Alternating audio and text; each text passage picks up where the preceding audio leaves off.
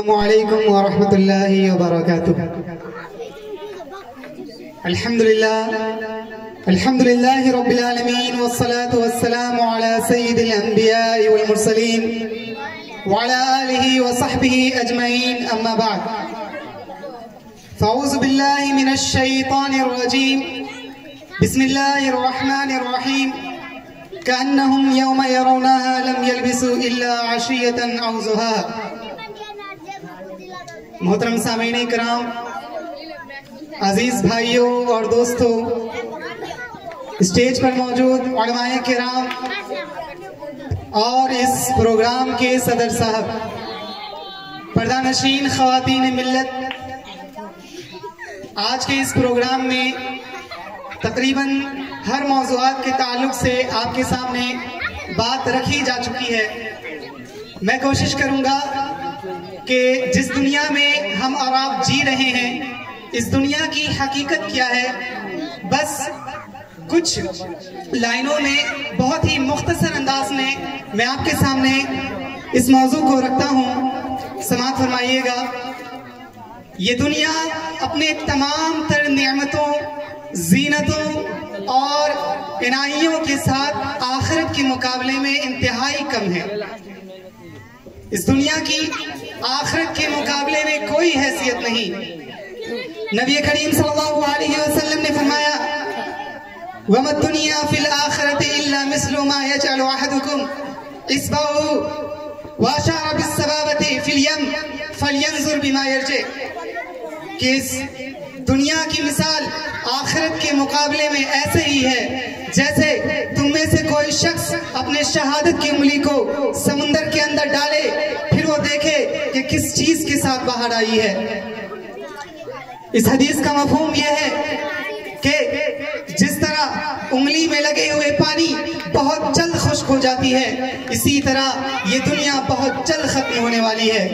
اور جس طرح سمندر کا پانی باقی رہتا ہے اور کبھی ختم نہیں ہوتا،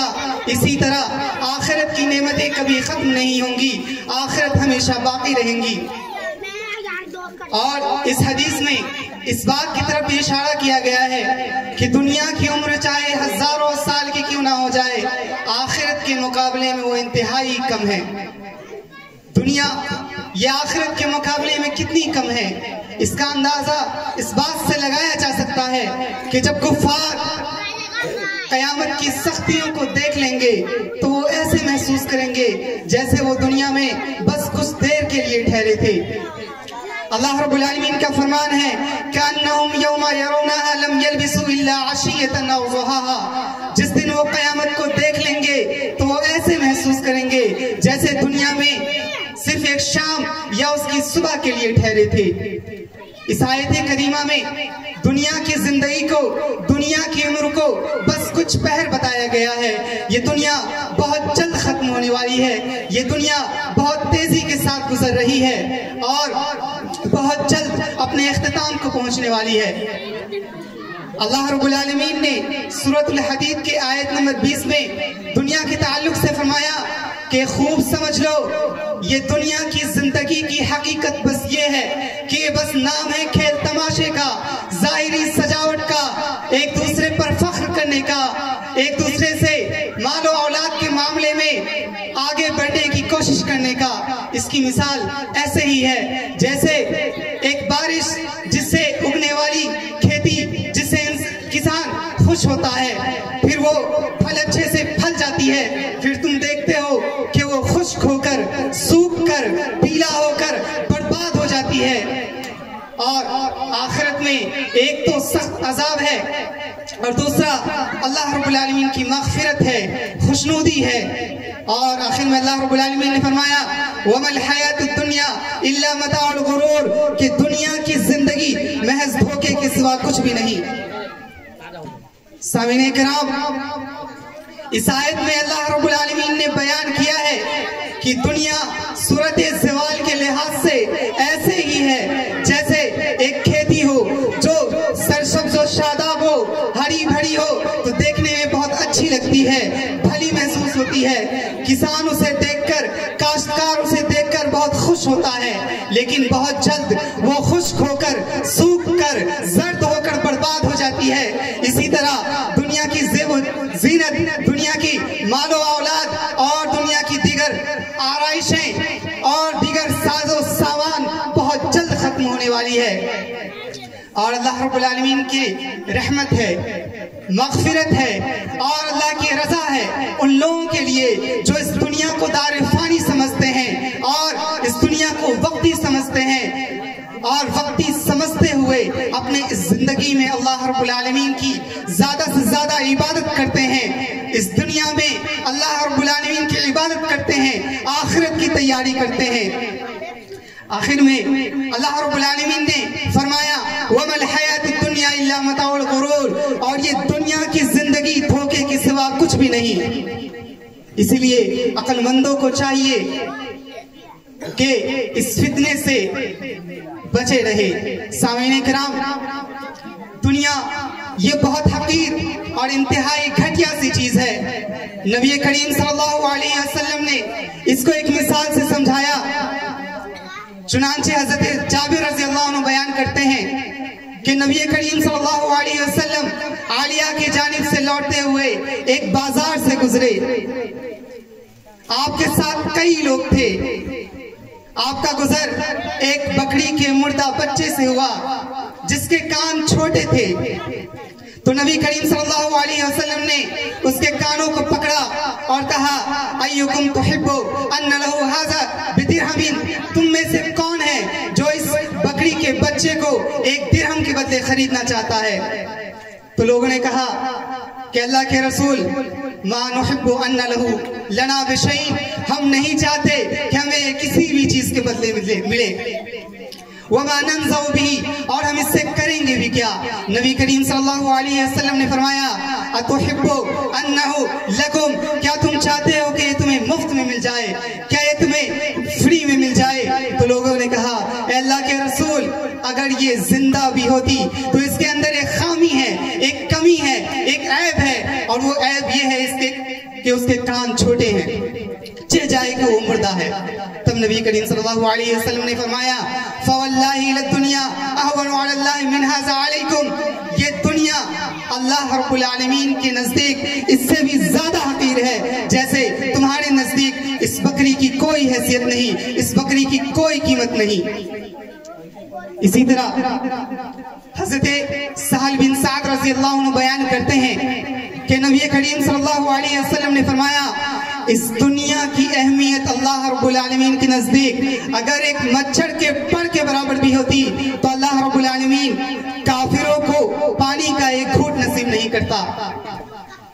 سامعین کرام، دنیا یہ ایک فتنہ ہے۔ حضرت ابو سعید الخدری رضی اللہ عنہ بیان کرتے ہیں کہ نبی کریم صلی اللہ علیہ وسلم نے فرمایا یقیناً دنیا سرسبز و شاداب اور میٹھی ہے، دنیا سرسبز و شاداب اور میٹھی ہے، اور اللہ رب العالمین تمہیں دوسرے قوموں کا جانشین بنانے والا ہے تاکہ وہ دیکھ لے کہ تم کیسے عمل کرتے ہو، لہٰذا تم دنیا کی فتنے سے بچے رہنا۔ سامعین کرام،